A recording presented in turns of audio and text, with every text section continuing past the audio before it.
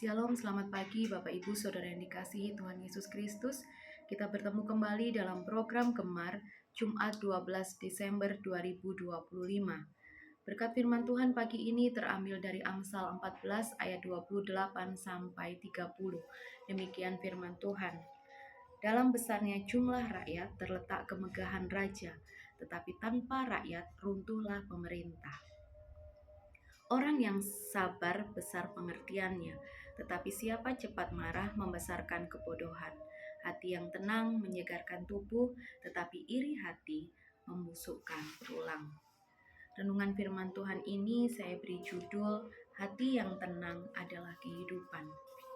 Bapak Ibu Saudara yang dikasihi Tuhan Yesus Kristus, dalam kehidupan sehari-hari kita sering mengejar banyak hal, mulai dari pengakuan, validasi, perhatian, atau bahkan ingin dianggap berhasil oleh orang lain.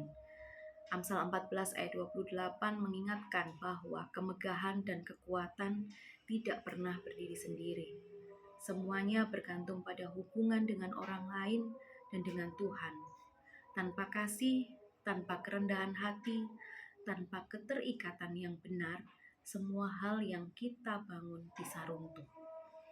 Lalu pada ayat yang ke-30 membawa kita ke pesan inti yang sangat mendalam, yaitu hati yang tenang menyegarkan tubuh, tetapi iri hati membusukkan tulang. Setiap orang pasti pernah merasakan gelisah, iri hati, cemburu, atau merasa tidak cukup.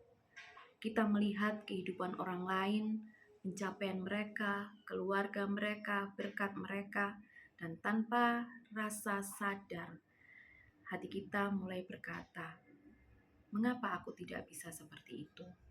Mengapa hidupku tidak sesukses mereka? Mengapa Tuhan belum memberkati aku seperti yang lain?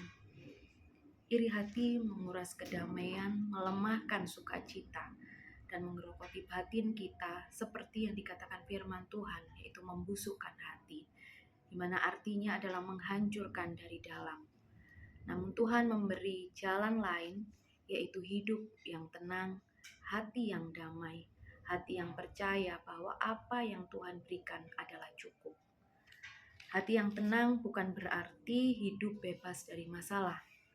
Hati yang tenang adalah hati yang memilih untuk percaya, bahkan di tengah situasi yang tidak menentu.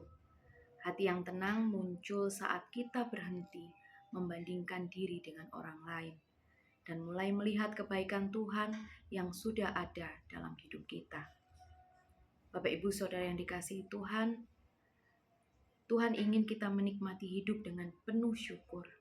Ia ingin kita menyadari bahwa setiap orang memiliki prosesnya masing-masing. Ada yang diberkati lebih cepat, ada yang diproses lebih lama, ada yang jalan hidupnya berbeda jauh dari apa yang kita bayangkan. Dan semuanya ada dalam rencana Tuhan yang sempurna. Hati yang iri melihat keluar, tapi hati yang tenang melihat ke dalam dan menemukan Tuhan di sana.